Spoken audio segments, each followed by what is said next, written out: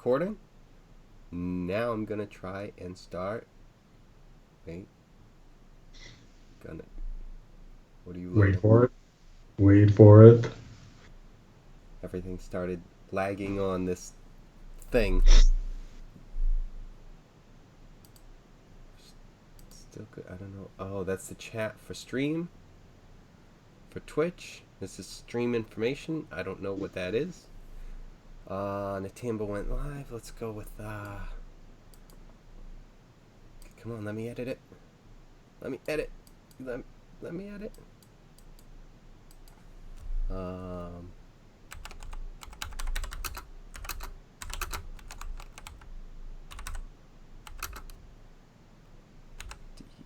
D.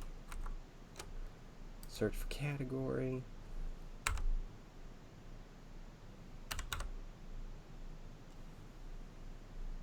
Dungeons and Dragons. Let's go just Dungeons and Dragons. Nailed it.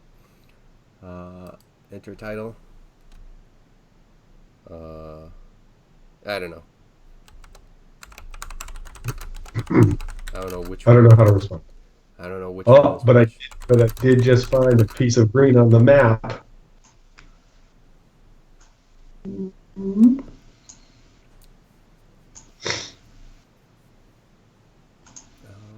me later.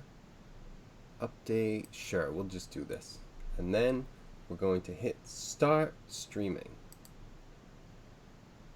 So I think we should be live. So I'll Okay, test that. But hello everybody out there. It's all updated and stuff like that. So we'll see what happens. But some of the things I wanted to go over with you guys were... Alright, so we've got Draslos here. Alright, so we are live. It is showing on Twitch. Well, nice. So that's cool. It's Huzzah! Right. So, unfortunately, there's not as much fun stuff to be showing. But... Hey, episode 0, man. You know, episode 0 is going to start somewhere. So, I had some different things that I wanted to be dealing with the, just kind of the game. I had some thoughts on some things I wanted to do and try. So, I wanted to go over the history and some of the rules that I want to be changing. Get what your thoughts are on them, and obviously give you guys a heads up for like, hey, this is going to be the case. So if you think that this character is the one you want to play, cool. Just be aware that this is what's going to happen. Have I mentioned I hate change? Yeah, like that's mostly all you talked about last time I saw you. You were just like, Boston, it was this. Oh, this was this. Yeah, no. I know. So, first thing is, I'll just give you guys the history, basically, that I'm thinking of. TJ, you weren't here when Tom and I started talking. One of the things I have is I have a few concepts for sessions, but I wanted to get you guys and your thoughts on what you're looking for a game, because I have different things I can do, but I wanted to check with you guys. So the 3 things I want to kind of give you guys like a bar to gauge things on are role-playing, tactics, and politics. And with the role-playing, it's literally just, you don't have to necessarily talk in character to be role-playing. It's just kind of interacting with the NPCs. Obviously, talking in character and making voices and doing different things like that. All encouraged. Not mandatory, but certainly encouraged. That's the role-playing. So that, I just want to explain that real quick.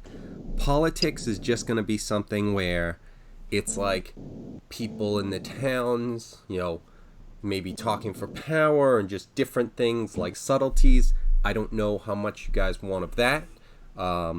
I don't want to have everything be an espionage campaign and you guys are like, can we just go and hit shit? And then the final thing is combat. Um, I grew up with turn-based video games, so I'm definitely gonna be playing it like heavily like that.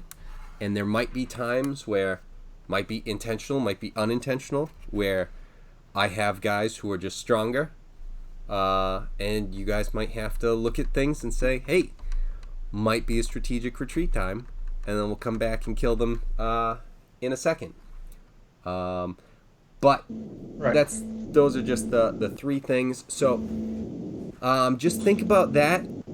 Those like types of things as I'm explaining this, if you don't mind. Just kind of what things of those are important to you, and anything that you have. But for now, let's get into the history of where my world is set. Just real quick. You guys are from Draslos. That's the country that you guys live in. Does that make us Draslosians? Sure. I like it. Draslosians?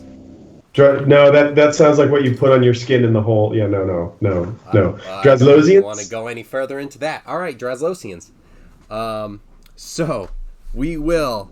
So you guys are Wait. People Draslosians. recognize that reference, right? Like you totally get Kill Bill, right? Oh, not Kill Bill, Buffalo Bill. Buffalo Bill from that? Puts the lotion on his skin. Oh, Yeah, okay. it puts on skin or against the hose again. Okay. I Okay, all right. Yes, I do. I just didn't at the time.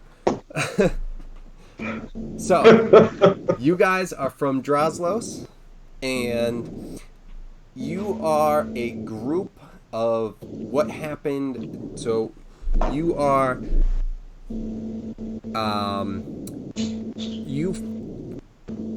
your country was formed hundreds of years ago, out of necessity of five races banding together: the humans, the elves, the dwarves, the gnomes, and the halflings. And I will provide all these.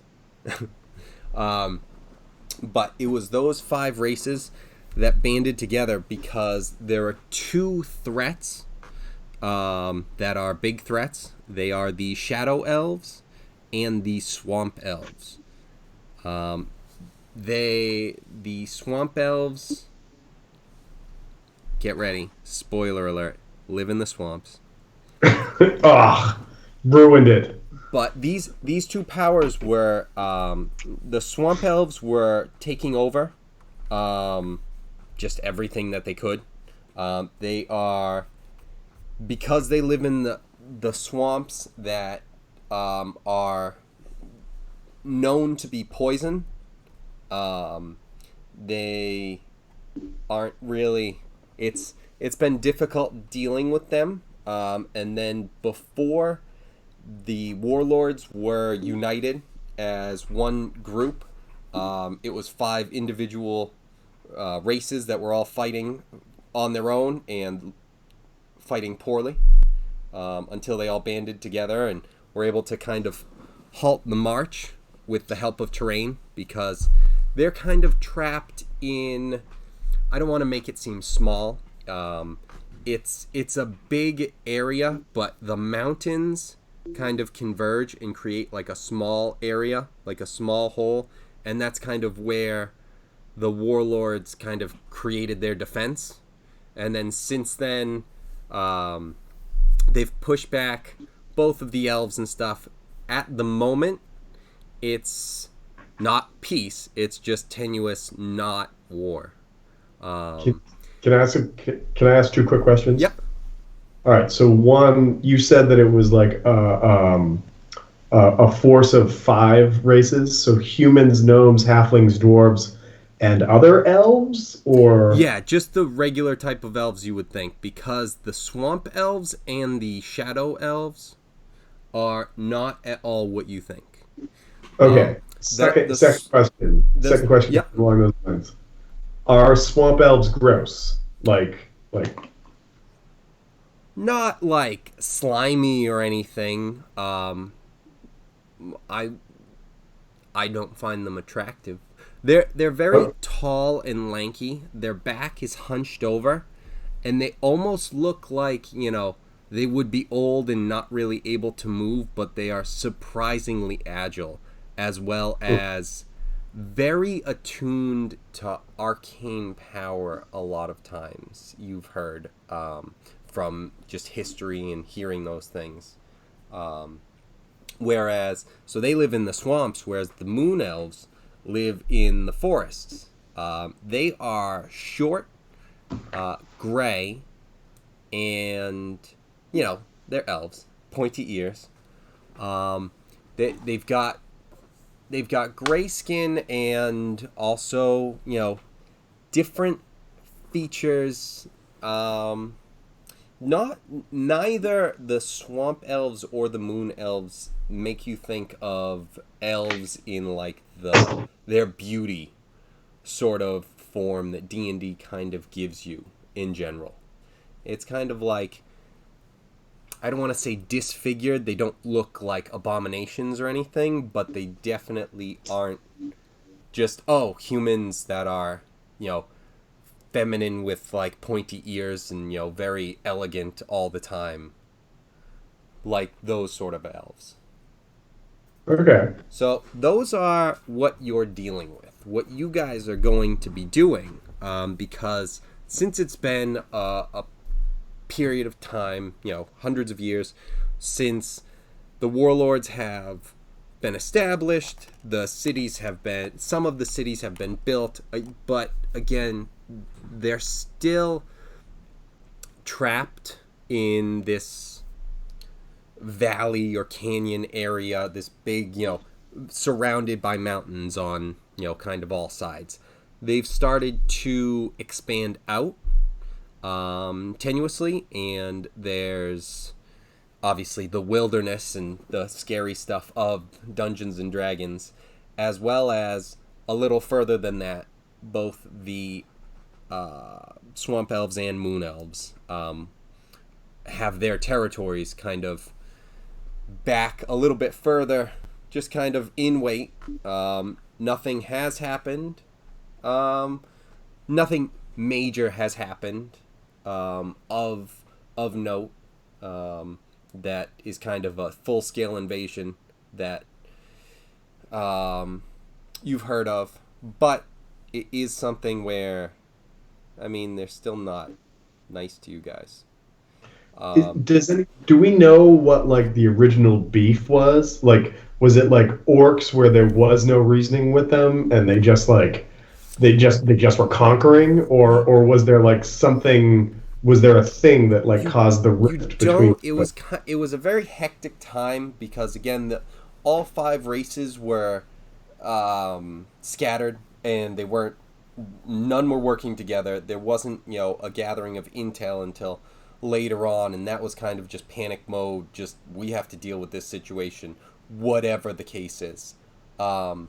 So back then it was kind of dealing with the problem, and there hasn't been anything in terms of negotiation that has been able to happen with either side. Not to say that there is or isn't any chance of anything like that or discovering anything like that. It just hasn't happened yet. Okay, all right.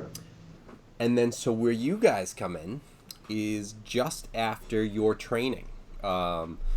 Because, again, Draslos is trying to...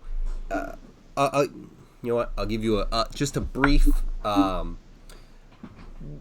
like what you guys would know, depending on who you are, who your characters are. You might not know much of the history of like the big capital city, but you guys have trained in whatever, and now you're 3rd level, so you've gotten to the point where you can be sent out on missions at first, and that's how we're gonna expand. That's how you guys are gonna get glory and potentially move up the ranks, if there is a desire, because when the country was founded, it was founded with 2 warlords from each race, and then there was a high warlord who oversaw all of them.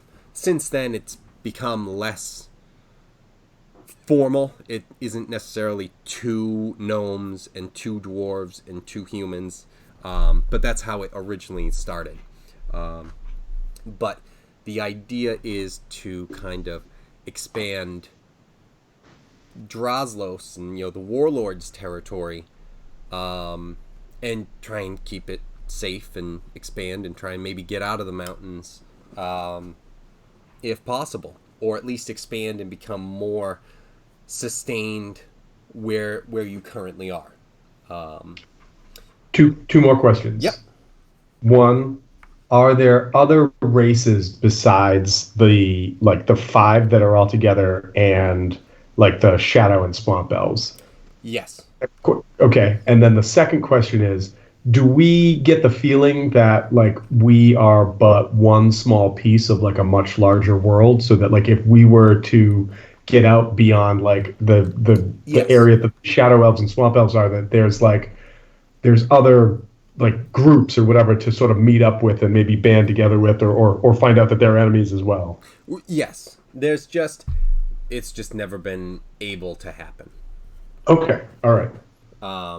Because again, the Swamp Elves and the Moon Elves, or the Shadow Elves, I forget which one You said Shadow. Shadow. Yeah. Okay, so the Shadow Elves, they're just 2 forces that have been so powerful. There haven't really been enough. So one of the things is there has been enough potential warriors that may have been able to go out and make a dent and see what happens. But the problem is where it's been rebuilding, most of the warriors haven't really been sent out in terms of, we have to go and take this back because what if that person dies and now we are, really handicapped at home. So it's been very defensive up to this point, which is the only, reason that these things have kind of contained. And also, the strength of the Swamp Elves was so great, and to think it may have waned is something that people haven't considered, that it's like, oh yeah, they probably got weaker, so we could just roll over them. It's more of a, yeah, I can't imagine they've done anything but get stronger, and if we do anything stupid, this could end us. So Okay. there's a sense of that, but there's no real kind of proof of that. Like, not that you guys have really been able to get into too much, really. Now, there are different races that have wandered along, so it's something where I'm not opposed to any specific, races or anything, but it is something where it's like, whatever you're thinking, let me know so we can kind of figure out, how we make that guy work within the setting, so that it's like, oh, well, I was thinking of running this race, and it's like, all right, well, maybe it was a slave and he got freed from the Swamp Elves or something. They were sent out to die, and instead they got captured, and they were like, we don't want to fucking fight against you guys, we're just slaves. But so yeah, that's basically where you guys are, and it's going to be something where you guys are level 3 characters starting to get trained, and you're going out on your first mission with your first, group, and where we're going to start on the session, I believe, is you guys are sent off to report. So, you guys are more going to be mercenaries also, by the way. It's not going to be soldiers where it's like, oh, I'm going to tell you everything that you need to do because you have to follow orders. It's going to be more of like a, hey, if you guys want to get glory for the country, this is how you do it. If you want to move up in ranks. Right, freelancing. So that's basically So freedom fighter, but a freedom fighter who's literally just fighting for his own freedom. Well, depending on what you want your character to be. If you want him to be, a big heavy hitter in the country, have him focusing on that and stuff like that. I think a lot of it too is going to be more clear once we actually get into it and see exactly where things are. Okay. All right. So TJ, what were you thinking of like coming out as, like as far as a character goes? A high elf is what I would be. A high elf rogue. House Rogue. Might Okay. put wizard in there as well. I originally had it at level 5, but now the wizard's gone. Now I'm just a straight rogue for now. How are we gonna do like multi-classing? For like instance, I was intending on multi-classing this character, and like him eventually having different visions and whatnot, because I was gonna go with divination wizard. Okay. Is there like a teacher that I need to find, or is it just like, okay, you leveled up and these visions that you have are getting stronger? Like I'm honing in on it naturally, or how do you want to approach it? I mean, it's going to be something where there's... So is divination going to be the thing that you're like doing and working on? Like, is that going to be like your guy's like thing? I won't get that till like level 5, but that would be the subclass of wizard that I'm going. Oh, okay, yeah. So that's gonna be something probably like when you get into town and stuff like that. That's likely gonna be where, you guys are gonna be able to do stuff. I was thinking of things where it's like, things that you can do. There's probably gonna be like some like feats and different things like that I've come up with, or just in terms of like these feats or like this character class, like this certain one that you get at level 7. It's just like, oh, that's fucking weak as shit. So if you guys have different ideas that you think are like, this would be awesome, except this doesn't really get me anything, let me know and we can come up with something that I think would be more balanced, that would give you guys a chance to fucking do something with the character. Like, oh, my level 3 thing is I get stealth and proficiency and fucking perception. Yay. That's my class skill. I was like, oh, that's weak. Are you doing like the human thing where we start off with a feat, or are you just waiting and seeing how we No. Like, you're like warding them like boons? Yeah, kind of something like that. I don't want it to just be like, hey, you guys just like get extra feats and stuff like that. Because I have a bunch of different things also for like just the rules that I'm going to be running through with you guys real quick. So actually, let's just get right into those. So I have a bunch of different rules that I was thinking. So the first one, combat initiative. So there is another set of rules for combat initiative that I wasn't in love with, but I thought of maybe a tweak that might make it better. And this is where I wanted to run the combat test, but the combat test is going to be next week instead. So, instead of just a straight initiative where you roll a d20 and then you add your initiative bonus modifier, that's how you start. And because I see the beginning of the battle as a reaction. So yes, it's based on your dex. After that, every time you take like when it's your turn, depending on what you do on your turn, determines the number of dice you then roll for your next turn initiative. And I know that's going to be super weird because there's a lot to that. So are you basically saying every round of combat will be its own initiative? Yes. Okay. And right. So you re-roll initiative each time. And so, but what we're going to do is we're not just going to roll a d20. What happens is, like if you take an attack, like if you move and attack, you're going to be rolling a d6 for movement, and you're going to be rolling, like let's say you attack with a dagger. you're rolling a d4 for the dagger attack. That's what you're going to be rolling when you roll your attack. If you're swinging 2d6, then you're going to be rolling 2d6, and it's going to be the lower numbers go first. So if you have a rogue that runs up and he just pokes him with the dagger, that he's doing a d6 and a d4, and then he's just rolling that. Whereas if a warrior comes up and he swings with, a great a great axe, it's a d10, and whatever. Yeah. So that's what he's going to be rolling. Spells, bonus action are a d4. Spells are a d10 plus the spell level. So if you cast a level 2 spell, it's a d10 plus 2.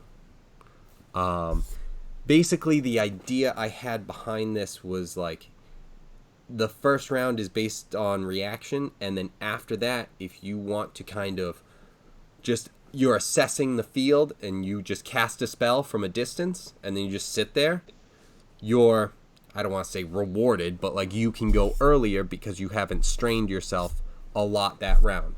I don't know how this is going to feel in actual play, so that's what we're going to find out. And obviously this is something new, so we're going to have to try it and figure it out, and I'll be explaining it. I think it's going to be fairly easy walking through it. It's just going to be actually doing it. Yeah. I'm okay with trying it, but the only thing that feels weird about it is I feel like I'm planning out the entire turn and then doing it. So one of the things, I mean, you should be planning out your turn anyway. I mean, just in terms of for D&D, you definitely want to be planning out your turn, and then the guy right before you can fuck all of it up. Absolutely. I had that happen a bunch of times where it's just like, all right, I'm going to do this. I'm going to do this. Yep, this is what I'm going to do. Yep. God damn it. All right. So everything that I've been planning this entire time. So I feel like this new system would do that more than if you just have a solid place in your initiative. You would be able to assess. This sort of takes away the ability to know like who's on deck next, right? Like, well, it would change things where it's like you would know who's next, but it would just be changing. So I mean, I see this as like, because I know especially where I actually looked at the assassin rogue archetype, and one of the things is like you get like advantage, and like it's always a crit if you're attacking someone who hasn't acted in the round. But it's like that entire thing goes away. I think it's your level like 13 thing. That entirely goes away if you roll poorly on an initiative. Now, it could also be the same thing where it's just like, yeah, but then you're screwing me because I rolled really well on it and, whatever. So, I don't know. Maybe it ends up being something where it's just, because the original idea is you're supposed to say what you're going to do at the beginning of the round, and then you roll. And I'm like, I'd rather have it be something where it's like you still have all of your stuff. Like if you say at the beginning of the round, oh, I'm a wizard, I'm just going to cast a spell, I'm not going to move. And then everything changes, and then the spell you were going to cast is like, oh, well, I have to move now, but I can't. This at least gives you the chance to react in your turn and say, actually, no, I want to move.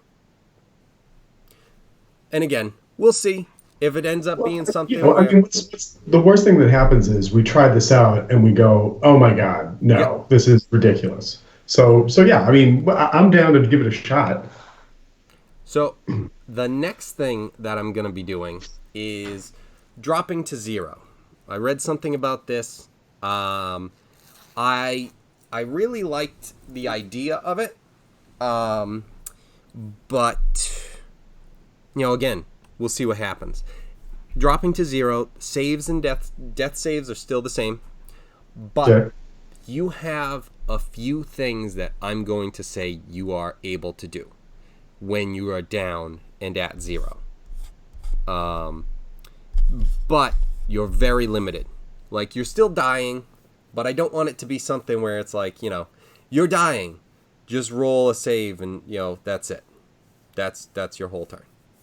And it's like, yeah, we're gonna limit you, but basically, you make a saving throw, and you get one action. You can crawl away at half speed. You can try and make an attack, but you're going to be doing it with disadvantage, and it's not going to have the same oomph. And if you're like a fighter, you're only going to be able to attack once. It might even be scaled down from here. I might get rid of this. But Yeah. Would you like be able to, if you have like a potion, you would be able to heal yourself up? potentially, Because like with this, you're not incapacitated, right? Right. So like, does this mean that like enemies are going to be are going to be doing the same thing? Because otherwise, I feel this is giving characters way too much of a boost. No, that's the enemies aren't going to be doing the same thing. I don't think I'm going to be saying that you'll be able to take a potion, because then just everyone will be down, and then they'll just be right up. I think it's going to be something where I'm going to say that, just a quick answer, the potions are too tightly secured for you to be able to open it when you're down like that. Or something like that. Otherwise, they're going to spill everywhere and you have no potions ever. But again, we'll play with it. If there's stuff that happens that's just like, all right, yeah, you guys are just never down and whatever. The next thing, also, there might be things that like you can interact with, not potions, but other items, depending on certain scenarios or something like that. Actions, I'm stealing this directly from 4th edition. Attack actions and like regular actions can be substituted for move actions, and then bonus actions as well. So like it goes action, movement, and then bonus. In my mind, you can substitute for anything lower than that. So you can use a move action. What's the difference between that and dash? Dash is an action. So I could, if I had something that was a bonus action that I could do, like if I had 2 different bonus actions, I could attack, like let's say Eleanor. I could use Eldritch Blast as my action, and instead of a move, I use a bonus action to do Bardic Inspiration, and then a bonus action to throw something. But you only get one bonus action. It's going to be something where it's like, it's still going to have the same limitations. Like you won't be able to cast like 3 spells. But it is something where it's just like, yeah, if you have a bonus action and you can move, it's just like, I'm not going to say that you can't do that, because it's like, yeah, you haven't used that. And I think that also that takes away from like Monk using Key to use dash, and then me as a rogue, if I use my bonus action to do dash, like I get 30 feet of movement, or I get double my movement speed. Anyway, like that's a class ability already. So with that, it would be something where you have that class ability, and it's something where you basically, you can't use the same action multiple times. Like you wouldn't be able to use your bonus action to dodge or to dash, and then use another bonus action to dash. Also, it ends up being the same thing where you can How many bonus actions are we getting per turn? 1, but if you're substituting, like you would be giving up your move action to get a bonus action. Oh, giving up the move action. Yeah, or you could give up your action. If you don't want to attack and you just want to dash away, I am 100% cool with that. Right, but that's the only thing. I'm cool with the getting rid of your move to get a new action or bonus action. Like that I can kind of follow that train of thought. But the dash action already gives you, like, going the opposite way. It already exists with the dash. In terms of movement, yes. But if I were giving up my action to use a bonus action, like as Eleanor, to inspire, like if I had a heal that was a bonus action, I could use the bonus action heal, and then I could use a bonus action inspire, and then I could use my move action to run away. I'm giving up my action that turn. You know? Right, you're transforming your action into a bonus action. Right. Right, I get that. I was just confused about the wording with action to movement, because I'm like, that's dash. Yeah. No, I'm just saying, like, the 3 types of things that you can do in a turn. Action, then the movement, your move phase. Yeah. So, then, but if someone's a fighter, they can use their action, bonus action, and movement all to move. So they can go like 90. Yeah, which in that case is essentially saying the same thing. But the only thing I'm getting with that is that just takes away from the 2 classes I mentioned, like monk and rogue, because they're the ones who are unique to do that for their bonus action. Do you know what I mean? How? Wait. Like, a monk needs to spend ki to move away. And spending the key as a bonus action, right? Yeah, and that's the bonus action. So how and would then the fighter, as a rogue, how would the fighter move 3 turns? Or 3 times. No, that's what I'm asking you, because I just said if you use your action, your bonus action, and your movement all to move. Oh, the fighter can't use his bonus action to move. See, that's why you lost me, because that's what I thought you were saying, that you can. Okay, no. When you were asking about the monk and the rogue, I thought you were talking about like that and stuff. No, so like you can only use the stuff that you have. Like if I'm understanding the confusion. So let me ask you this: if I'm a fighter that doesn't have any bonus actions, right? Like just a fighter that doesn't have any bonus actions. Yep. What does this do for me? It does nothing for me, because a bonus action is a trade down, and so all I can ever do is move and attack anyways, right? Yes. Well, the bonus action for like a fighter would be like attack with an offhand weapon. That's like the only thing I can think of that everyone gets. Yeah. That like this isn't something that ever affects me. Right. If you also don't have a bonus action, then you don't have a fucking bonus action. I don't know what to tell you about that either. So if I choose not to move, could I use the same bonus action twice? If you have a bonus action, you can't use the. I don't know. If I don't want to make like a 100% universal ruling on that, I'm thinking no. I'll give you an example. So what I could play as a character, I haven't decided yet, has a potential bonus action in which, based on my charisma modifier, I can add a d6 for damage for an attack. Yep. So if I don't move and I attack and I use this bonus action, that would mean that with this rule I would have 2 bonus actions potentially. Could I use this bonus twice? No. You can if you have an amount of these per long rest. So like I would only have 3 of these in this particular scenario. Oh. So if I use 2, I'm just down to 1. If it's resource management and you want to blow 2 of the 3 that you have, then yeah, I'm okay with that. Okay, all right. That's interesting. I find that interesting. Again, I don't know how wonky that's going to get, but it might be.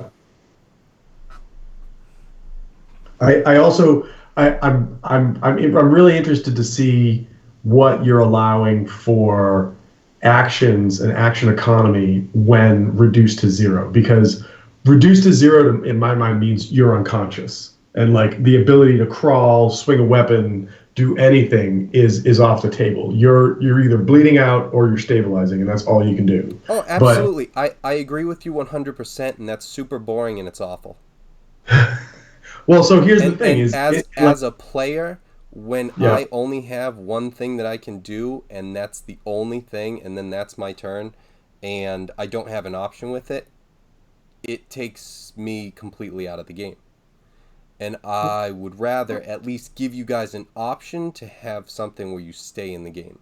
Because otherwise you're hoping that you roll a 20. I've heard about people who have said, don't stabilize me. I want to try because you're just going to leave me at 0 and then I can't fucking participate in the battle at all. I'm not even rolling on my turn. I'm just lying here for 3 hours. So it's something where it's like, don't stabilize me. I'm going to try and roll a 20 so I can at least play. Well, what if that's the concept though, is that you're unconscious, but somebody can come and stabilize you, which brings you back to 1. So like you're not unable to do it. Stabilize keeps you at 0. That's what I mean. But if we're changing it, maybe. Yeah, no, I'm just saying because that might be the next step, and then maybe it's something where that doesn't work, and then we end up going back to the rules. I'm cool with trying these things out. I just know that like some of the things that I felt just in the design of 5th edition, it's just like this. Like once if you go down, it's just like okay, well I'm just gonna lie here, I guess. And yes, that's real life, but I'm not here to play fucking real life. I can't cast fireballs in real life. If I were doing that, I would never play fucking D&D. Are you kidding me? I'd be fucking scorching everything. I would totally turn into Tall Littlefoot. I get it. TLF. Here it is. Right. TLF. So, I mean, that's what I'm thinking. I think there's a lot of things. Maybe it will get wonky. Maybe not.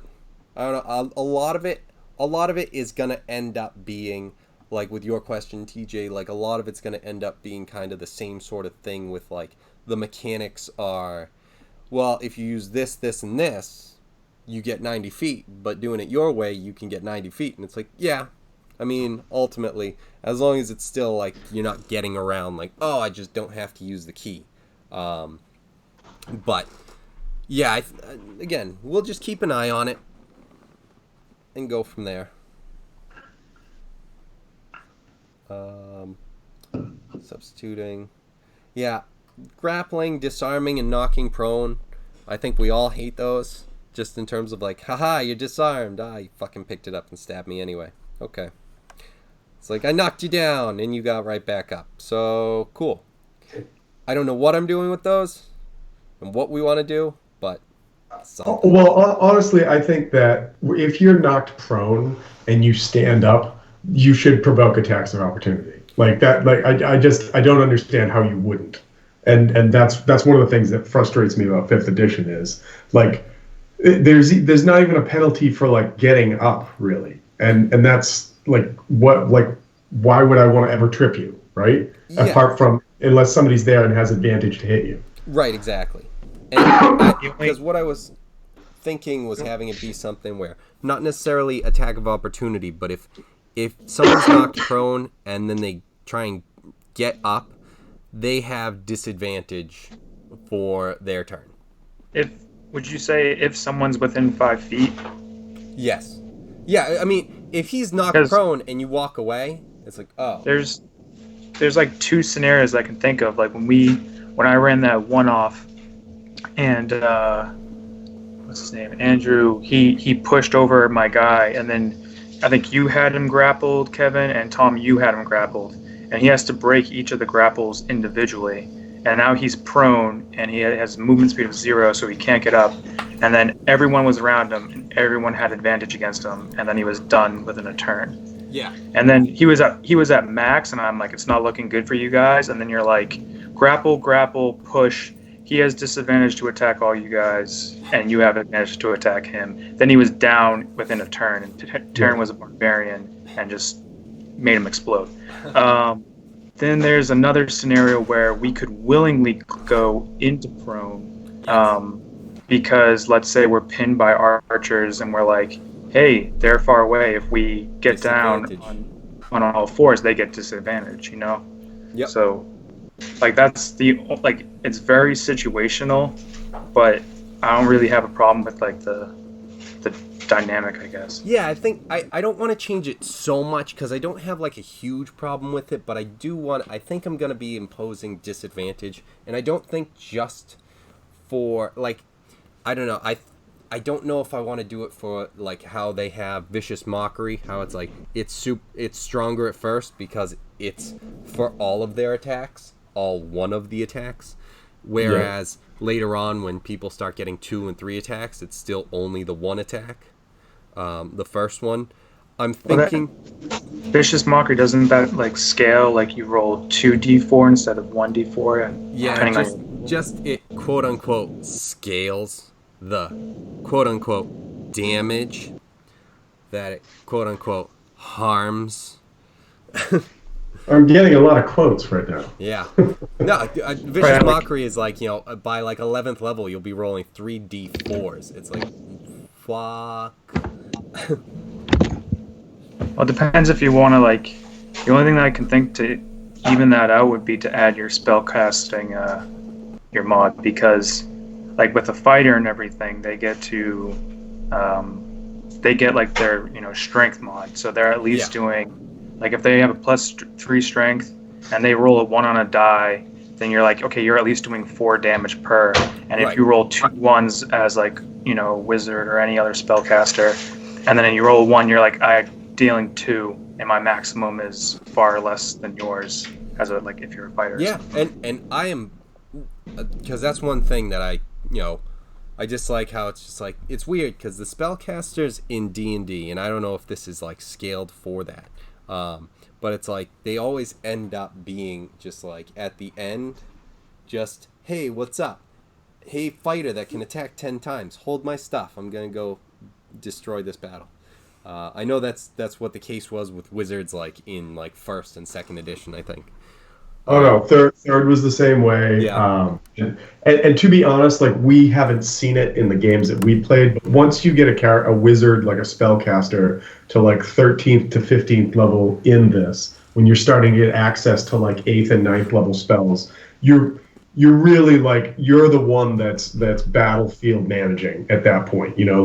Like if you're not targeting one person, you can target a dozen and just be like, we're gonna wipe you all out, or like knock you down enough that like my fighter can just walk in and take care of it.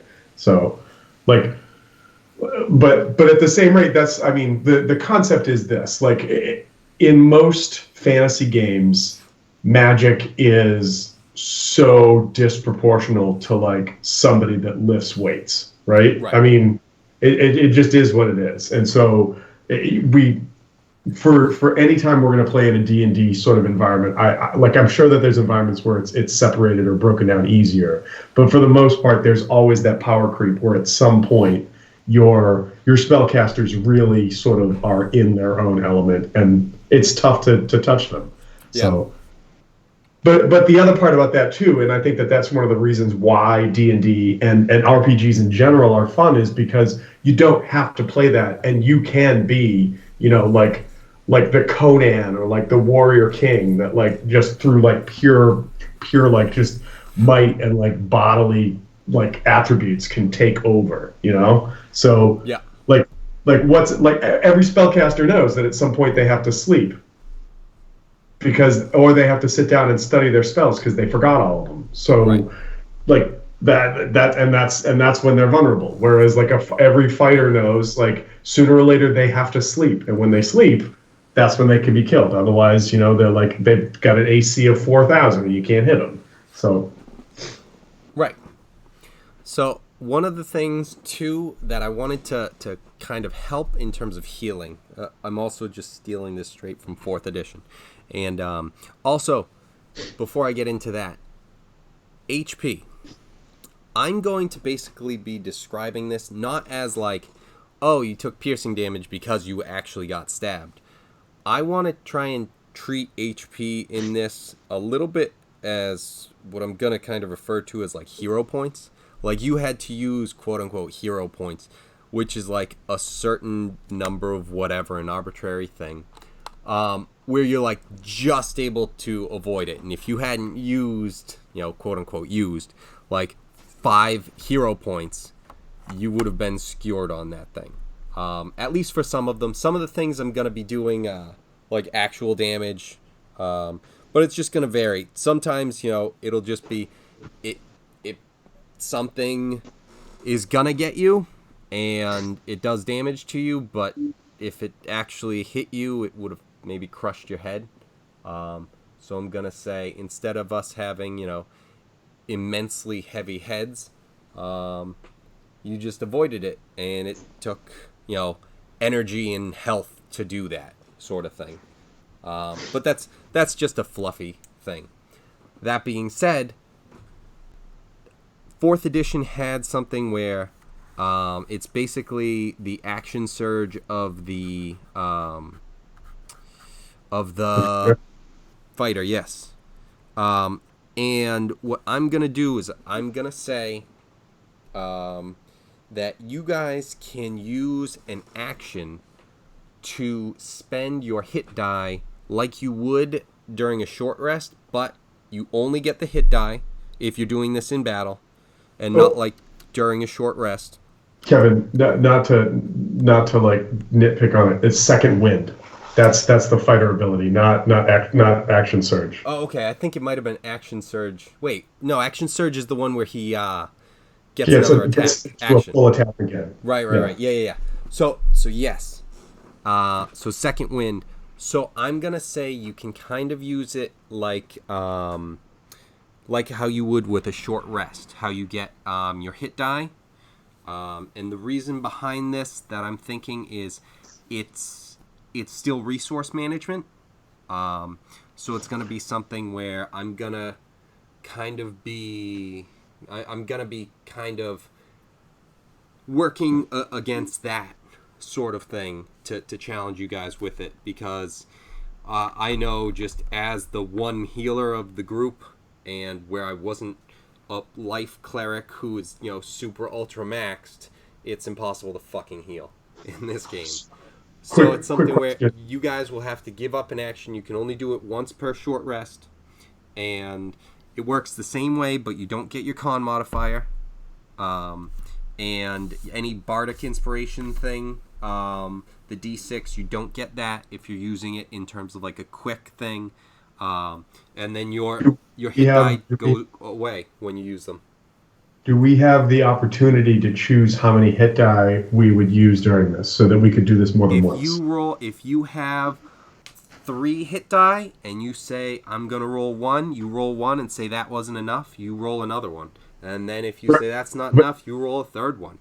You get to keep going until you feel you're good, because I hate What I'm saying is, so let's say hit die is like a D10, right? Yep. So I've got 3 hit die. I'm down. I want a quick pick me up before I get in there again. I roll high enough. I'm okay with this.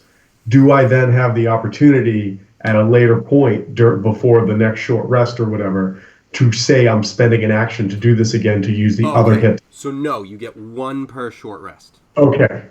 That was my question. Yeah, that's also one of the things I don't want.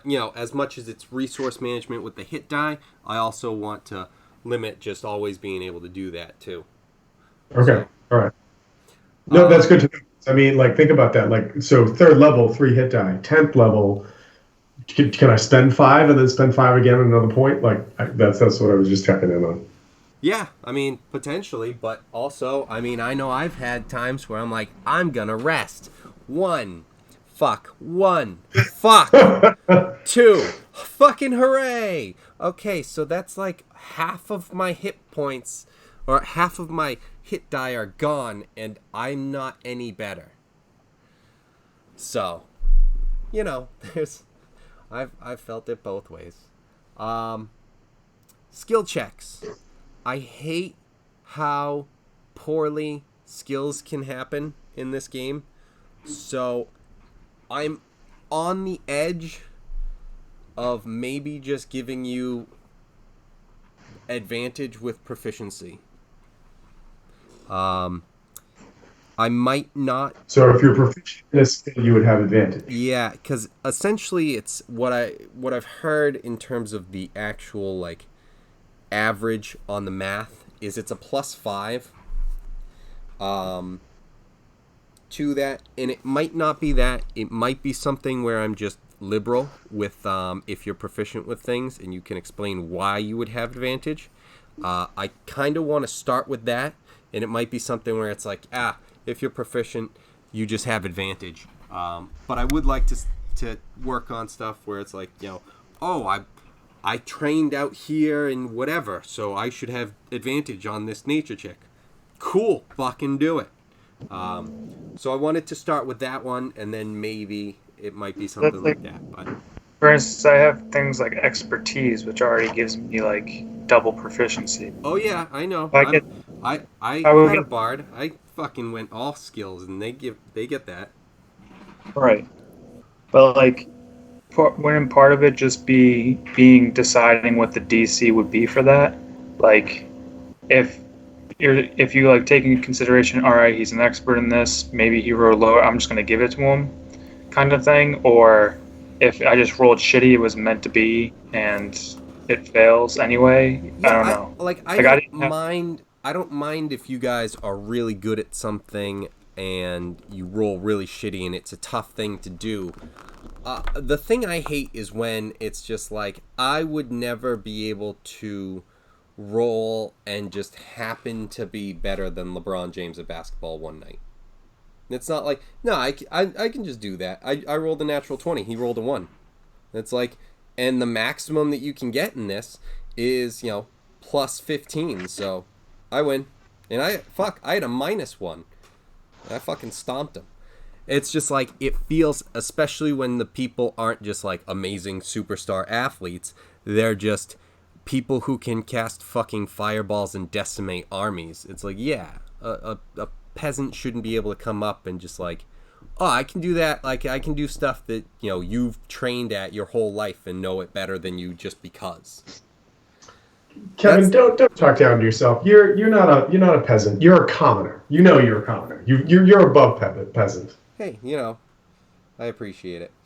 And again, that might be something that ends up being stupid. I just really remember, like, in 4th edition being able to, and I know Tom can attest to this for 3rd and like 3.5 and stuff. Like, if you trained in something, you could get like a plus 30 or maybe higher, like, and I know that that's not what this is, but I just don't like having someone who's like traveling to different dimensions and like focused on this thing as they are training, and they can just, oh, I rolled a 2, so that brings it to a 17 only. It's like, whereas dipshit over here fucking rolls a 19 and just crushes me, and he's just like, I know magic. That's the only thing I'm trying to, kind of get rid of that feel. And if I can't, and it's whatever, then we'll just go back to normal. Well, again, you know what? Like, let's try these things out, and if we try them out and we're like, wow, hey, this works out pretty cool, then cool, it works. And if we go, this makes it too easy, this makes it too hard, this isn't working out, then it doesn't work out. So all right, whatever. So, listen, we're Draslosians. We had to retreat to our strongholds. We can deal with this. Ultimately, also with my thought process on having advantage with that is, anything that you roll is something that you could have rolled on the first one anyway. If you have a +9 and you rolled a 2 and you only got an 11, well, you could have rolled the 17 that you rolled. You could have rolled that the first time. It's not like it's not something that your character has available. I just want to have that character, if they really know what they're doing with it, really know what they're doing with it. Yeah. Mm-hmm. Wouldn't passives come into play then? Like, can't you just consider taking that? Not passives. Like, if I have a plus 10 in something, I would succeed on a 20 if you just go, we're just going to go with your passive. Well, in that case, I'll just tell you the stuff. I mean, if it's something where you're going to know the stuff, and it should be something that you would know. But on a 20, it's something where it's like, I'd want you to try and get that. Even with the plus 10, it's something where that's only a 50% chance, but you have a plus 10 to it. You have a plus 10 to Arcana to identify this sort of magic thing. I mean, we all know, like, you start doing something, at karate or whatever, and it's like, oh, fuck, no, I have to do this to fix it. you feel yourself doing something wrong, and then you fix it, and it ends up being, it turns out right. That's just kind of where my head is with it. Like, if you've trained with it and you know what you're doing with it, you should more likely, like, yes, if you fail twice, second nature. Yeah, exactly. If you fail twice, look, you weren't in a, you just, this wasn't your day. I get it. We've had those days. I'm really good at this thing. Really, do this. All right. Fuck. I've got to go back to bed, obviously. So, like, that's just where I am with that. Saving throws, same sort of thing. If you are proficient, because usually you only have 2, you have saves. You have advantage. Sorry. So I'm reinstituting the rule that we were cheating with. Okay. All right. But be aware, I'm going to attack everything other than those. So. Okay. So TJ, I have a question for you. I had actually come up with 4 options for a character to play, and so I kind of want to make sure that you're down with like what we're going to start off with as a partnership. So your choices for mercenary buddy, as if you will, are pirate, pyromancer, druid, or a strange fighter kind of like thing that I was working on.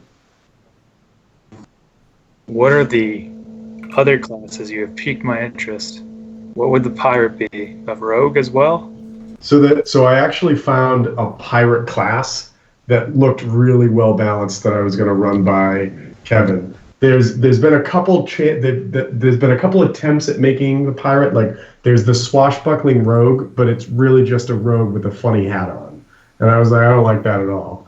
And then there was a buccaneer class that they created that was just like a ranger, and I was like, this is gross. And then I found one called a pirate, and I read it, and I went, I like this. This looks cool. And it's kind of a blend of a rogue, a ranger, and a bard. So it's like a jack of all trades kind of thing. You're never going to be good at everything, but you're going to be able to cast spells. You're going to be able to be okay in a fight. You're going to be okay with like a couple like random extra bonus abilities, and you're really good on boats, and that's about it. Gotcha. What about the pyromancer? So the pyromancer is someone who's in love with fire. There were a couple different roads you could take with it. I went with somebody who was like connected to like the phoenix, the idea like the eternal flame, the bird that burns and comes back to life and everything. And I just sort of started thinking about it, and I'm like, what a cool idea about like not someone that's running around just like lighting things on fire, but somebody who finds like some sort of holy confirmation for just burning the world around them, because it's going to burn up eventually anyways. So that's like backstory. Would you be a wizard? So it's basically a spell. It's like a wizard sorcerer. Like it's a blend of both wizards and sorcerers, because you're taking magic. Your bloodline isn't a dragon. It's kind of like, it's not a bloodline. Like, it depends on what you want to do with it. If you wanted to say like you had like infernal blood and that's what created like your inner fire, then that's what you could do with it. But I was like, I don't want a demonic character. I want somebody who like feels innately connected to fire, but not in like I need to burn the world, but like the world's going to burn, so I'm going to make sure that everybody sees how beautiful it is when it happens.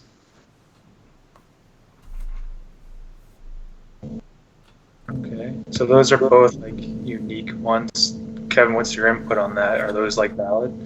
And then I was gonna run it by him, if I have to like back off on some of these or change them around, I'm happy to do it. But basically, the druid that I saw, there was a new like unearthed arcana thing about a druid of the spores, where basically they like cultivate spores and mushrooms and everything. They made that legit. That was one of my back burner characters as well. I was like, that one looks pretty dope. And then Yeah, and So that was Raven- one that TJ sent to me that I was interested in possibly playing because that was also one of mine when I was saying Karama. to tweak it just a little bit more, I wanted it to be that Warforged character or race. So it was like a robot that was made of metal and wood that was like growing the spores on his wood and then like basically like scratching like his forearm or like some like extension plate on him, and like that's where he would get the spores off because he was like harvesting them out of himself. And so I was like, that's pretty dope. And then the last thing was this came to me last night, and I went, how cool would it be to create a fighter that's Dulcine? You know, like so in Pathfinder they have like this thing called like aberrant bloodlines where you can like have limbs that give you like a reach attack or whatever. And so what if you just created like a fighter that like using fifth edition rules had something like that. So like, and then started figuring out like, okay, so he would also have to be a spellcaster so he could do like his yoga flame and his like yoga fire, and sort of like just trying to build a character around those concepts. And that was my sort of like kooky fighter idea that I had. So the only one I had any sort of a problem with was just the pirate one because it's not like really in water; it's in the mountains. Well, again, like the idea, like if like the character class itself is a jack of all trades. It's in a lot of ways. So if you're Like, not gonna play it as a pirate, I'm fine with it as long as we can come up with like a background for like what where he found the skills and stuff. Yeah, that's oh yeah, yeah, no. And so basically, I just was like, I wanted to give a TJ the options of like, what do you think would be a cool sort of partner in crime? Because Yeah. I mean, there's a pirate background in like the player handbook, so like any of those could be a pirate. It could be, a warforged druid that bends fucking, mushrooms and stuff, but you're out at sea. I don't know how that works, but I love the Warforged druid. I thought that was pretty cool too. Like it's funny Like I because said- like thinking of how I would like have the Warforged. I was thinking like, okay, so maybe like the dwarves created them, but they weren't able to power them until they like got the technology of like I don't know the gnomes or the elves or something. And then this was like you became a druid one because you were left in one of the like dwarven like cities that was abandoned, and then I really like the idea of that character from Overwatch that like sort of comes back online in the woods and sort of like sees the harmony of nature around it, and then all of a sudden like gets thrust back into like battle mode again because of like all sorts of shit that's going down. And I just went like, what if that was it? Like what if like the robot like the Warforged like shut down and then sort of came back in this glade like 20 years later, covered in like mist, like not mist, like mold and like mildew and everything, and like sort of like starts self recognizing that things are growing on him and that like he's becoming part of this like circle of life beyond what he could recognize before, and then like realizes that he can use the things that are part of him in like almost like a magical ritualistic kind of way. I just like I'm like that this sounds so dope. Like this is a story writing itself right now. yeah, I don't know if you wanted to have it be something where it's like the nature somehow powered him, and then that's what gave him the magic. Yeah, I mean that's a cool idea too.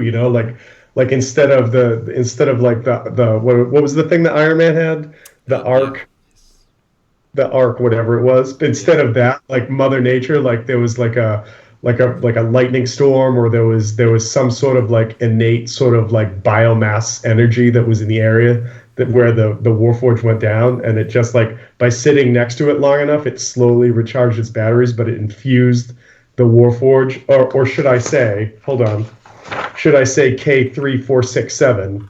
K3467's like sort of backup battery sort of came back, but now he's got like this light green glow to him as he moves around. I'm starting to feel like the decision's already been made on what I'm playing I at like this. that one.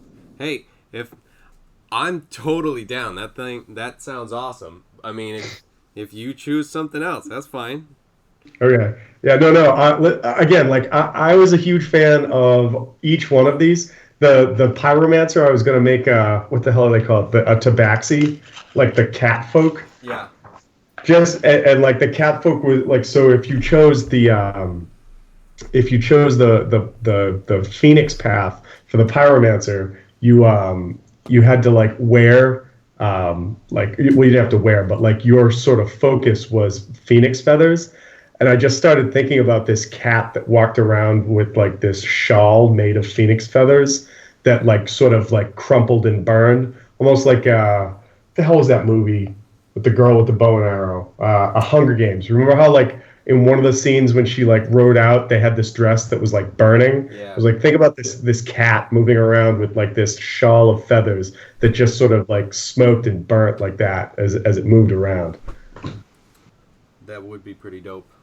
Yeah. I had a bunch of fun like putting this shit together in my head, but the Warforged Druid with like all about spores and molds, I went, that's just great too.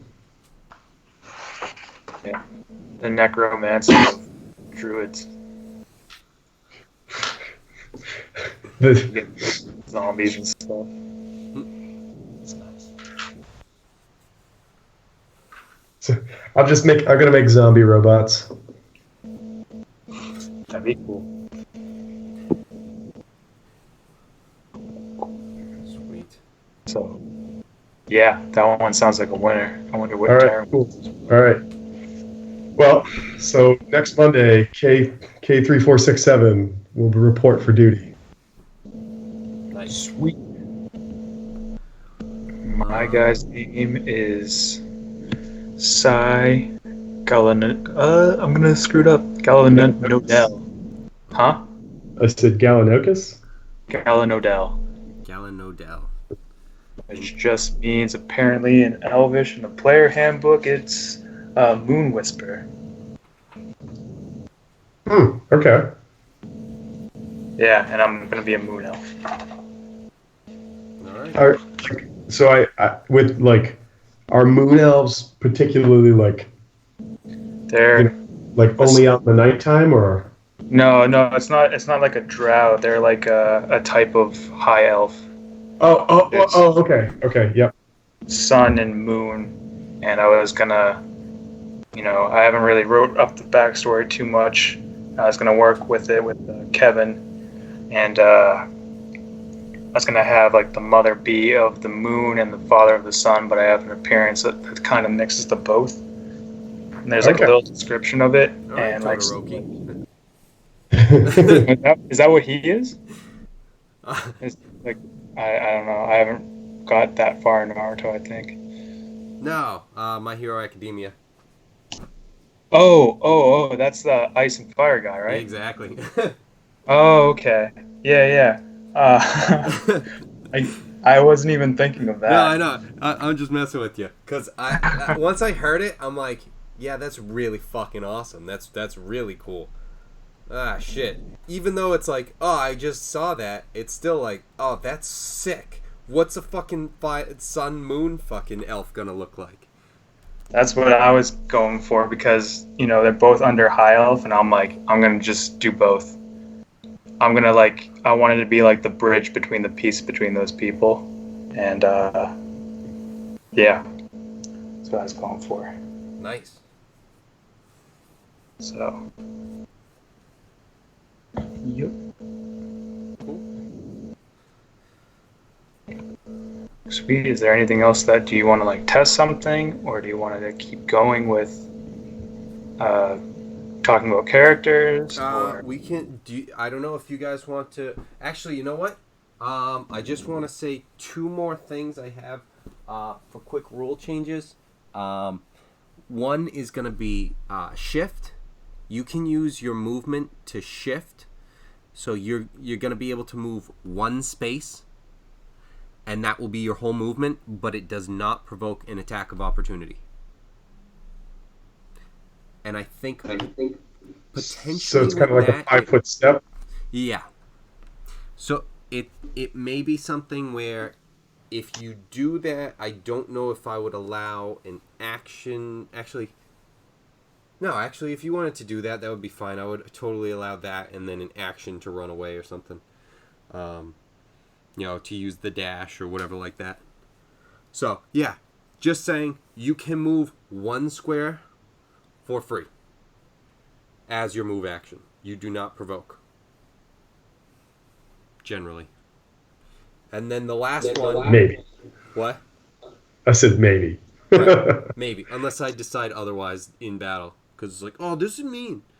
Guys are jerks. Stop.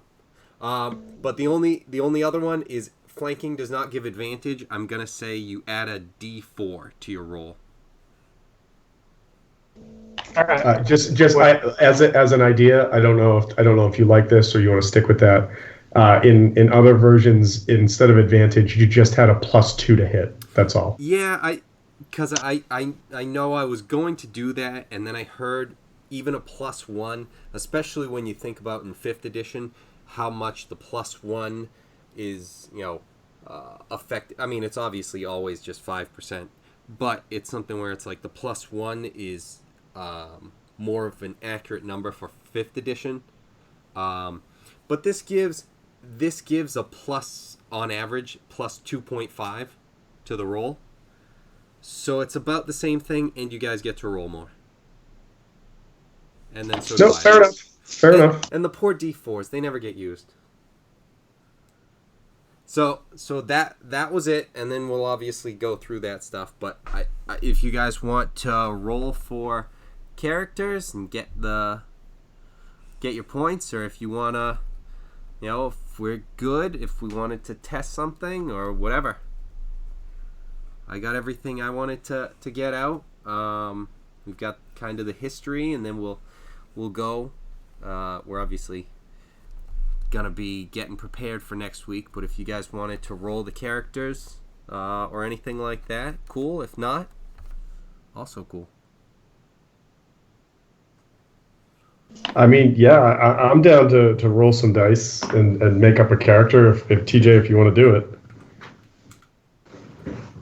Well, I got a whole thing already made for this character. For Sai. All right. Well, if you guys wanted, if Tom, you wanted to roll something real quick, I'll put a test combat together.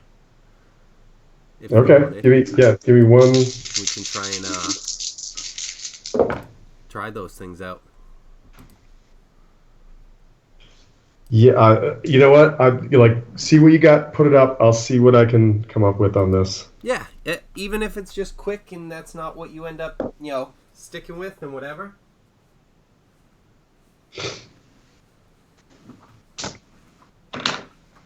Now I gotta find all the stuff again. Damn I'm it! trying to force you into making quick bad decisions.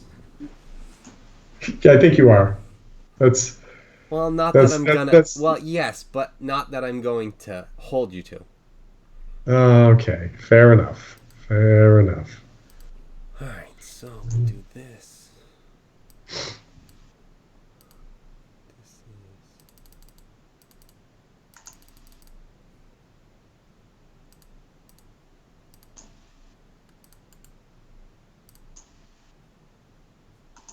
Forest? Yeah.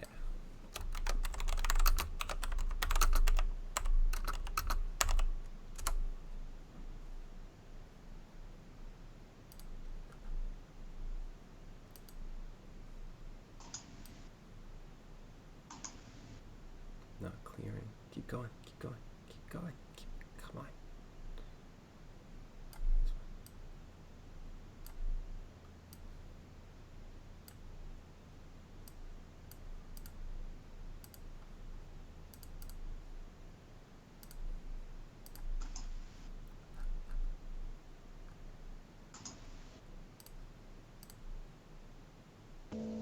I was thinking we could. I just started something on Google Drive, and we could probably put like a document in there for like the new rules and whatnot, and which ones we keep and which ones we're putting away? That's not a bad idea. Yes. Also, I wanted to go over just real quick, now that I remember, because, if we wanted to try doing it more efficiently, I'm thinking of if we wanted to kind of streamline a little bit because of, the stream, if we cared at all to do that. One thing I was thinking of doing would be if anyone forgets the rules, if anyone remembers it off the top of their heads and can explain it right there, sweet. I know, and Tom, we've done this, and we've gone through it and stuff and everything like that, and it's just like, yeah, let's make a ruling, and then, but if we remember the stuff now that we've done it for a while, we'll do it. If not, I'll just make a ruling, and then we'll have to mark it so that we can actually look those things up and just remember. Okay. Yeah.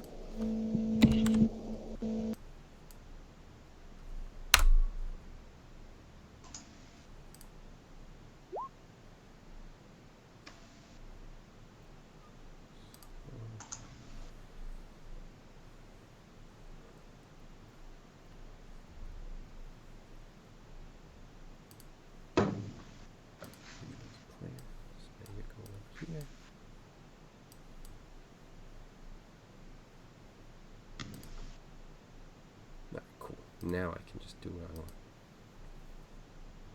You guys can't see stuff.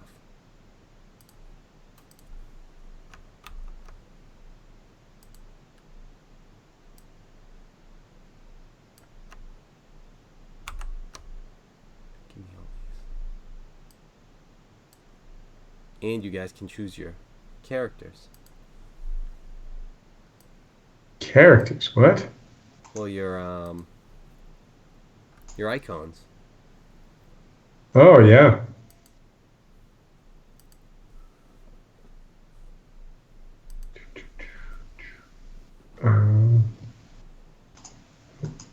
I just did.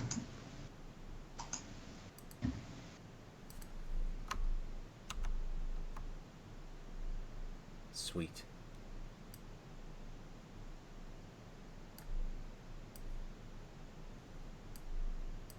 Oh, whoops. Less sweet.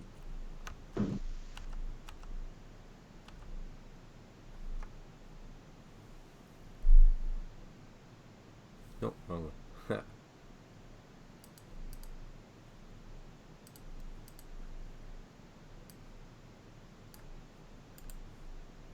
Put that back there.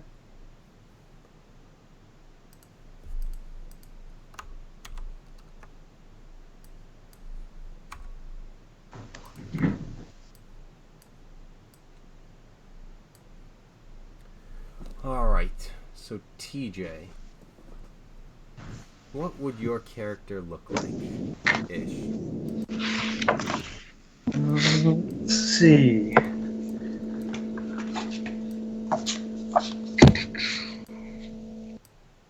I think.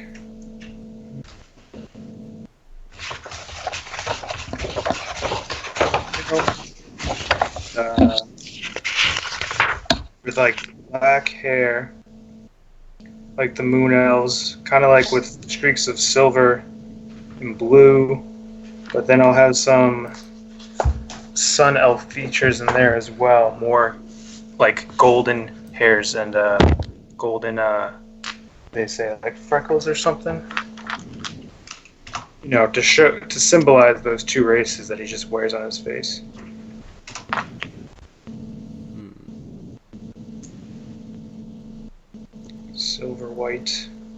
Silver white with different shades of blue. Let's go with golden eyes. Yeah, I'll go with all that stuff. Where are you like creating this? Where am I creating this? Are you just like saying this? It sounded like you guys were literally like you had like a screen up and you were crafting a character on it. I was looking because I was gonna just go off of some of the features that they explain it. They explain it right under like high elf, Oh, okay. and they explain some of the features, and I just wanted to like pick some from both. Um, so yeah, sun elves or gold elves, sunrise elves. So for now, because you started by saying black hair, I'm gonna give you this little elf guy. That's fair. If that works. And also, if you guys want to come up with character like pictures, whether they're drawn just like faces that you find or whatever, and just send them to me, I can upload them and throw them in for you. Cool.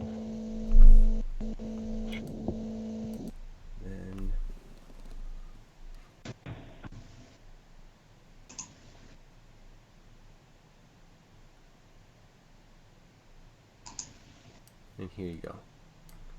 Tom is gray alien. Hold on. Where's my Zoom? TJ. Okay. Let me see if I can do this. What was your guy's name, TJ? Psy. CY.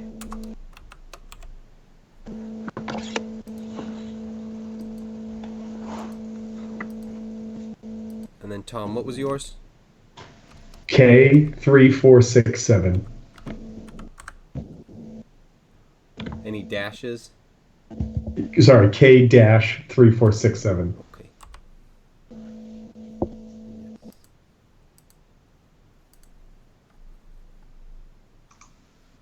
Is that not showing? Okay, so it has to be controlled.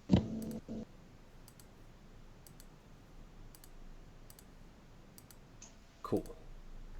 And then TJ, how much health does your guy have? 24 HP. Cool.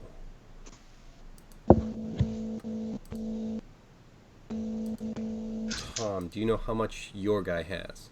I don't know yet. I'm sorry. I'm working it out. No problem. I know you're doing it. I'm setting it up. So now, because I figured out on Twitch, or not on Twitch, on Roll20, how to show like a health bar above. Oh, okay. So I give control to myself as well, and it can show that on Twitch. So anyone who's watching can see, where you guys are, and everything like that. How the battle goes. That's cool. And I'm gonna be going with like marking off at certain points for the monsters as well, so you guys know what's going on there too. Not everything, but to a point. So my health would be 8. That's 17. Back.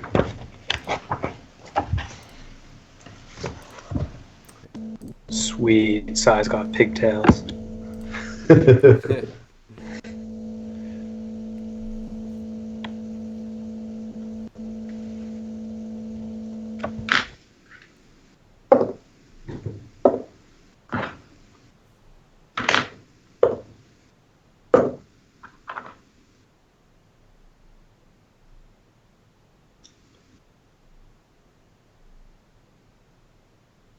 All right. K3467 has 32 hit points.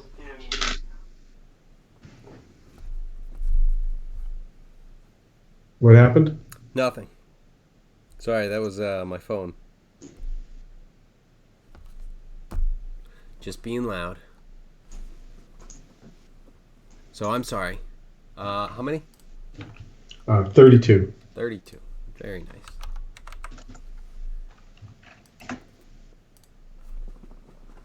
I want to see if I can do this.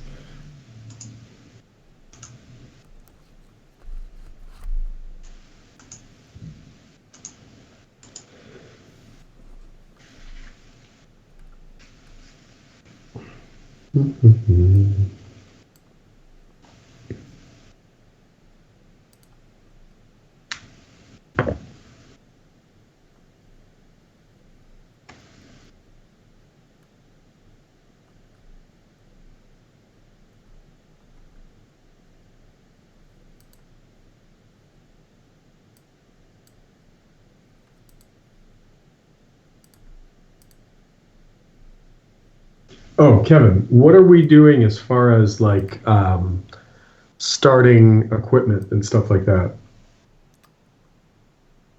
Um, regular starting equipment, and you can have a just have like a +1. If it's a spell casting thing, a spell +1 to like I'm gonna say cantrips, or if you use a weapon, +1 weapon or something like that. Okay, all right. Where is this? But yeah, just like you were saying, TJ, it's something where it's like I might want the like the whole spell casting thing. How it's like the fighters and those sort of guys get certain stuff. So when K3467 first went into the woods, that's what he looks like. The picture I just posted in the Skype chat, and then as I'm trying to get the rest of this together, um, I want to show you what I think eventually he's going to turn into while following the circle of rot.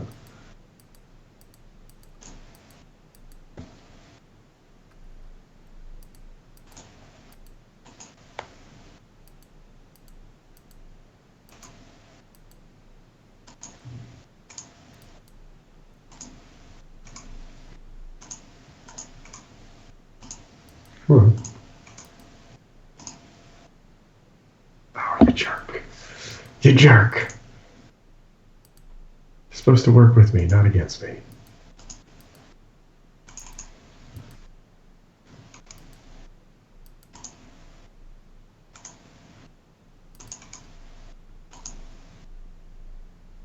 Yeah, eventually he's going to turn into that.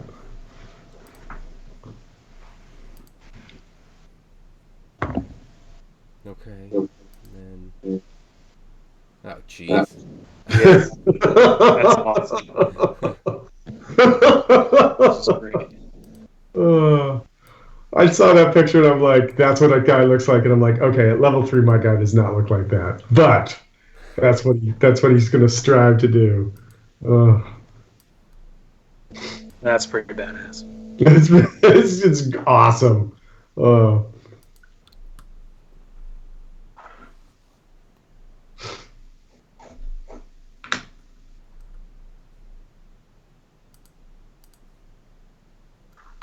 So, could I have like wizard starting equipment as well? Like just like the spell book and everything? Just but I can't use it yet. Like I haven't honed my powers in on it. Just because, like I said, that's what I'm intending on going toward eventually. Yeah, I'm gonna say that it's like the concept is like since you're trying to better yourself and become more useful, like those sorts of things would be provided for you. So yeah. Yeah, like I'm studying it, and then I don't know. Have you seen? I think it's the Dragon Prince or something like that. I haven't seen that. It's okay. It's not amazing, but it's not bad. The animation style, I just can't get past. Yeah, a lot of people can't, and I don't think I can because they've said that they would finish it or like improve it in season 2, and it's still kind of like janky there. Like it's weird. But one of the things is that he doesn't have any powers, but he has the capability of like potential to be learning magic through like an arcane focus he found. And like I was kind of thinking of that is like I don't know the words to do these, but I'm studying to eventually be able to do that. Yeah, I'd say that's cool. Can have that. You know what would be cool, man, is if it's like your grandfather's grimoire or like spell book, and like until you get those levels, you can't even make out the symbols. But as you start to progress down that path, like all of a sudden, kind of like Percy Jackson, like words turn into Greek, like the sort of like scrawlings in the book sort of come alive and show you what's in there. And maybe you have to roll to figure out what spells are in the book because you don't know because it's a book that's been created before. I don't know. It sounds kind I I'm cool with that too. I would leave up to Kevin to tell me what's in my grandfather's book there. But yeah. It's wait, Kevin. If you want to do this, don't tell him you're going to do this. But what if his grandfather's spell book was actually like the pervy sage's spell book, and it's just really All like TJ gets to do as a wizard is sexy clone jutsu. that's it. That's it. Your mirror images are just sexy clones of yourself. That's it. And then you just like get advantage with persuasion every time. Like that's just all. And then just like sometimes certain going in for enemies will get disguise bloody with the robe. noses Yep, that's it. and just be incapacitated. I'm not completely against it. I don't know if I'm for it, but I'm not completely against it.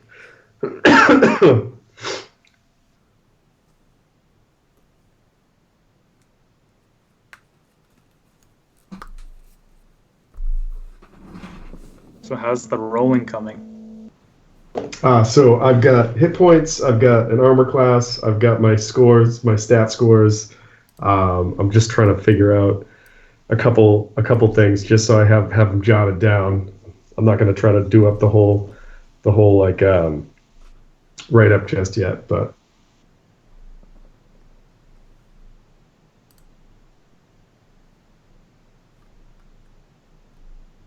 okay, yeah. So like if you want to throw something at us, I think I've got enough that I can make it happen. All right. I am currently prepared for you guys.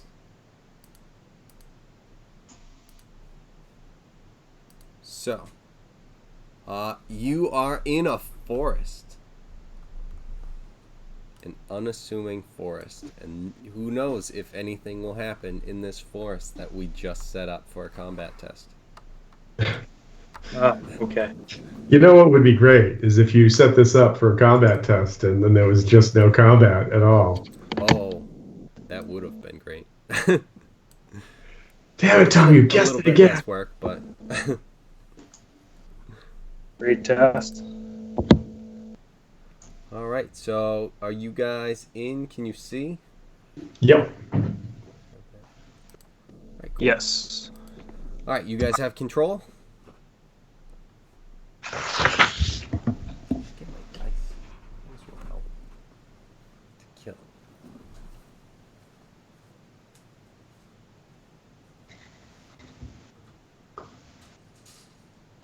Right, sweet.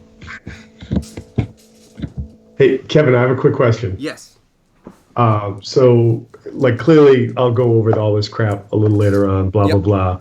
But I have to choose my two skills that I know. I Yep. would. Is it possible that like instead of animal handling, I have like plant handling? Sure. So like if if ever there's plant creatures, I have like maybe that like I'm proficient in dealing with like the thing that Kevin not Kevin, I'm sorry, that TJ threw at us in that game with like that weird like vine thing. Yeah, so I'm almost wondering if we just call that nature.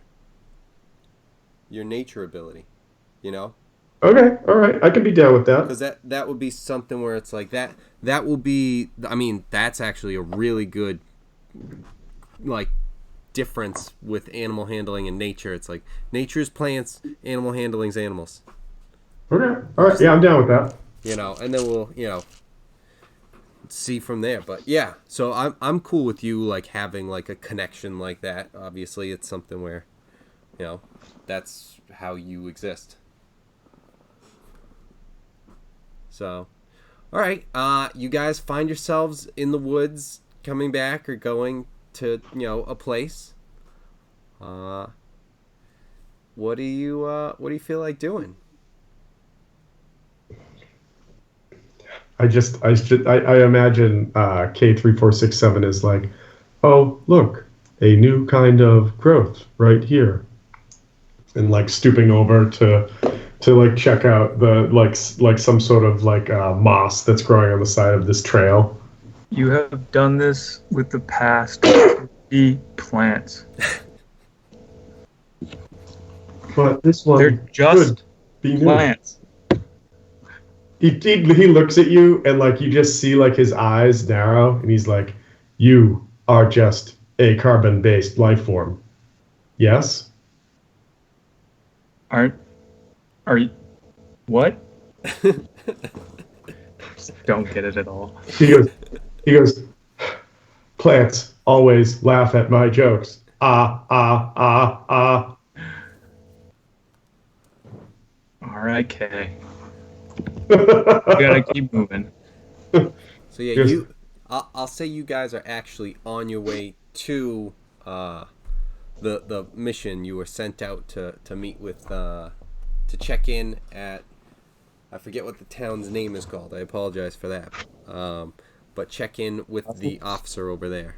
He's gonna fill you in on the details of what you guys are up to. So that is your purpose. Okay. Code. He goes, So not much we has changed. should Now keep you just have moving. a reason. We should keep moving. Yes? Yes. And Well- 5, 10, 15, 20, 25. Tone down to plant scavenging 20%. He's just like "Brr, psh, brr, psh, brr, psh, brr, psh." Okay. All right. So TJ, are you keeping up with him, or are you gonna keep a distance? Or I'm gonna be just right behind him. okay. Yeah. So Wait, I'll where? say you guys can Oh, just. I great. mean, at the moment you're just gonna be coming right up to the. I mean, if you're stopping anywhere, let me know. If you're stopping for 20 more plants, on your way to the river, if you're following the path, if you're going off the path, let me know.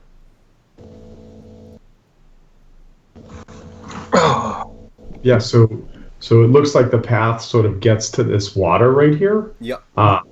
What's the scenario? Like, does this look like it's like plastic? Like, oh, and somebody's already drowning. Well, there's not invisible water 10 feet further. Well, like, is it just like a 2-inch stream? Is it a river? It's a couple feet. It's not, I'm gonna say, you know what? It's like 6 inches. I'll say, nothing crazy, just a little bit of a stream. Okay. So if I see Moon Whisper moving forward, I'm going to move forward as well. Okay.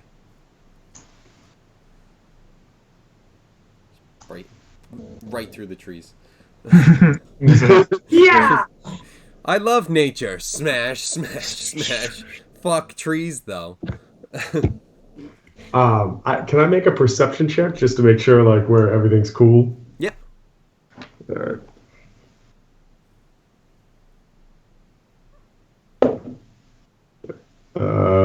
Perception is what? Wisdom? Yes. That's a 15. Okay. Nope, there's nothing. You've got the river that you're dealing with, but you can't hear anything over the sound of just, a gentle stream heading down the river. All right. And it Well, is then the I'm river. gonna keep moving.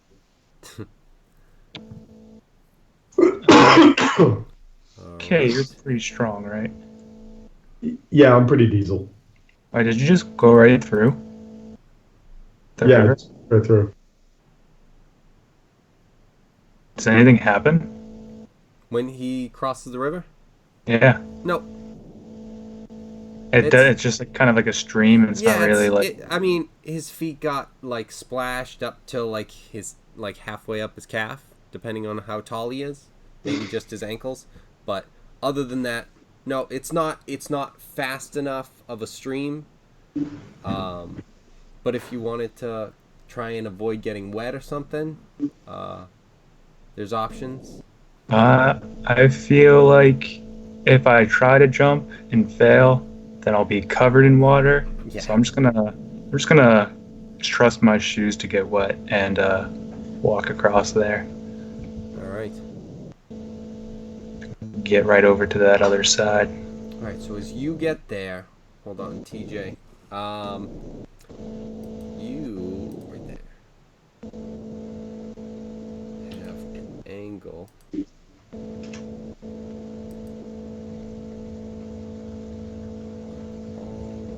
This.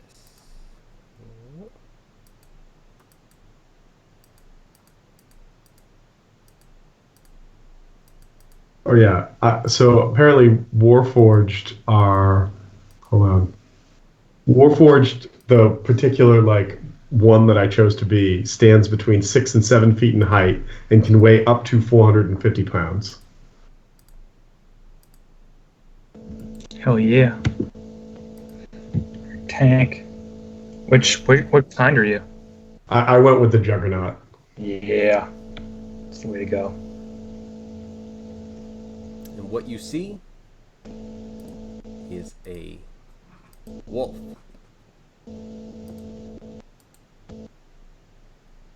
And what you're gonna have to do is roll initiative. Okay. Let's see what we got now. Okay, so we're rolling initiative. For this particular one, it's just a straight up regular initiative roll, right? Yes. 11. All right. I got a 9.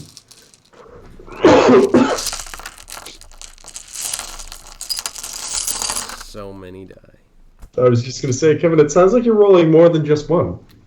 It sounds It's a very fast wolf. right. He's got Super ultra fast. advantage. I don't know if you guys have heard of it. Oh, what the fuck? Hold on. Okay, cool. I can just do that. Good.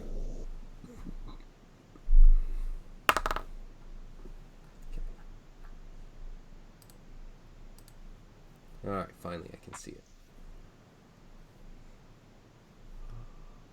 Bum, bum, bum. Where is the thing I'm looking for? Don't remember. Okay. So then it was... Is it this? There it is.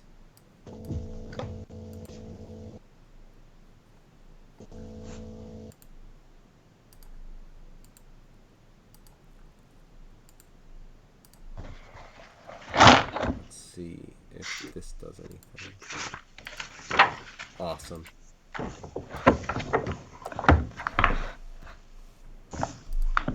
Okay, give me one more second. What am I looking for? Okay.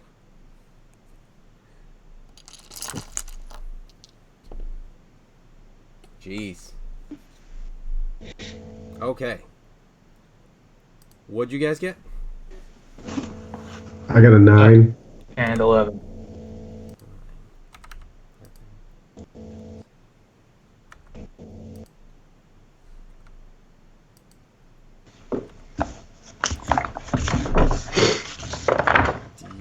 Descending. All right. So that means it is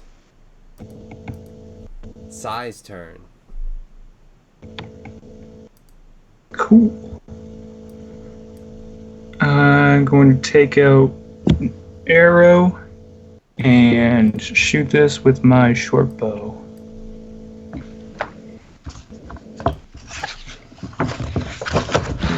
Alright. So.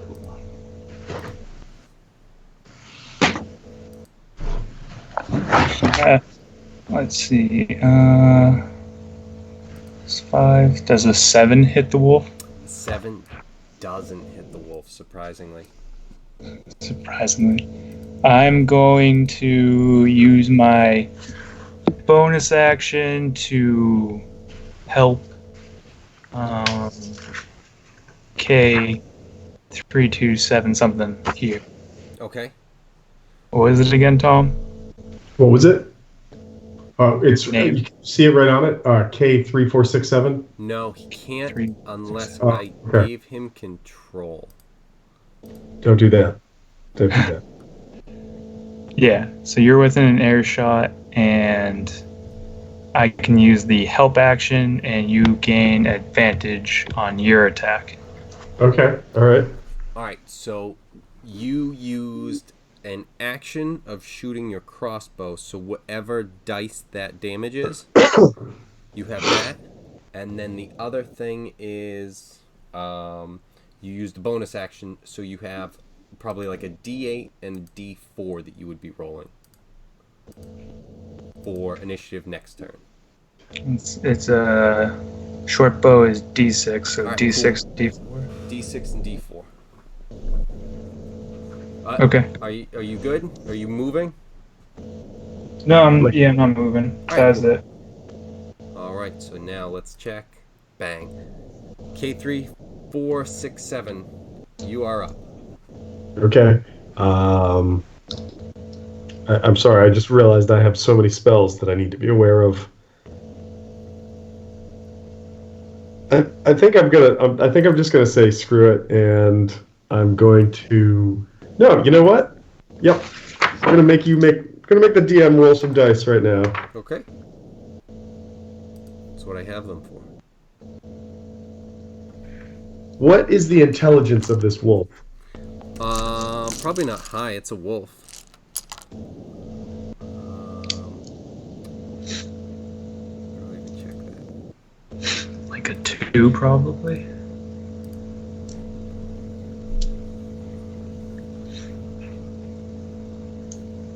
Something tells me if it's at least 3 or 4, you're Yeah, gonna I do know. some shit. So it's. You know what? Can you see it from there? Yeah, I got a line of sight on it. Well, with the trees. Right? Yeah. Where's the thing to draw the line? So I would say. Right. If you go from the other corner. Well, so here's what I'm gonna do. I'm gonna move forward 5, 10, 8, 20, right here, and so I can see it. But Okay. what's its intelligence? What's its intelligence? Let's see. Hold on. Do I just tell you the intelligence? So tell me this: is it 4 or higher? No, I know, but then I could just be telling you. Well, I mean, I could look it up, but you're running this game. Who Yeah, knows? no, I know. I just want to try and think of like how to handle that, but ultimately, no, it wouldn't work because it's a 3. Okay, in that case, I need you to give me a wisdom saving throw. Okay. When you do that, hold on.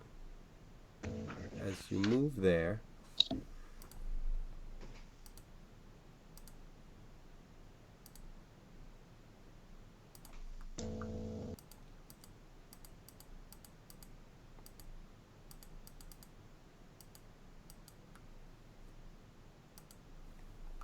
You also reveal all of that. Wisdom saving throw. Wisdom saving throw. Yeah, that's a fail. Sweet. So the wolf is now our companion. All right. I just cast Animal Friendship. This spell lets you convince a beast that you mean it no harm. Choose a beast that you can see within range. Range is 30 feet. It must see and hear you. If the beast's intelligence is 4 or higher, this doesn't work. Otherwise, the beast must succeed a wisdom saving throw or be charmed by you for the spell's duration, which is 24 hours. And if myself or another one of my companions hurts the wolf, it decides it doesn't like us anymore at that point. But for right now, it's our friend. All right, cool. Well, it's the wolf's turn, so what does that mean? Are you in control or? So yeah, it's a lot like Charm Person. Well, so here's the thing: Charm Person, there's a commonality in language. As the Yep. DM, you can decide what to do. I imagine K3467 goes like this: come here, puppy, clap, clap, clap, clap, clap, clap. All right, so The wolf comes up to you, and just like an excited dog. Well, it's it walks up a little nervously at first, but kind of excited. Once it really gets to you and smells you, it gets a little bit more excited, and then it's just like wagging its tail and just understands that you mean it no harm. K3467 like just looks down and like nods approvingly. His head kind of swivels back, rotates further back than it should, like an owl. Looks back towards Moon Whisper and it says, "Come forward, fleshy one." Well, before that happens, the next thing that happens is this guy jumps down from the tree. Oh, hold on. Because you'll be able to see him once I show you this area. Oh. Because he was hidden up in the trees. And he comes down and tries to stab at thee.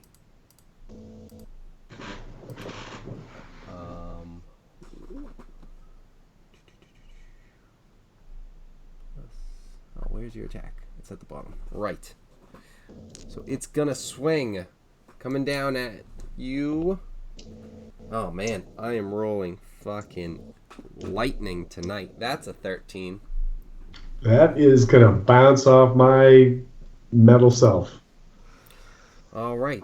So he does that, and then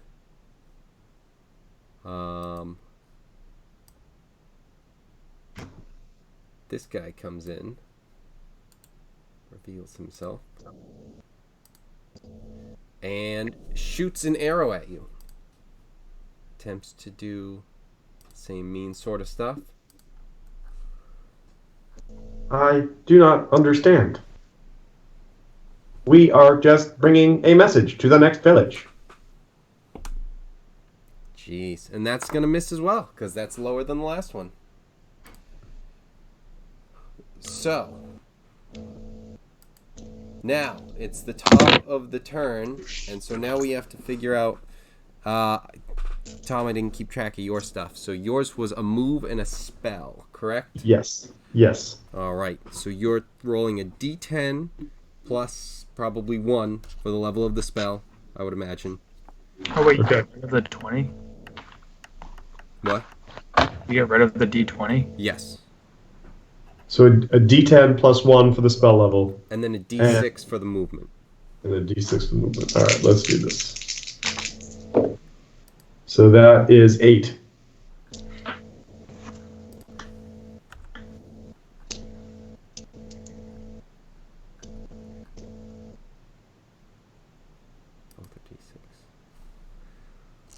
All right, so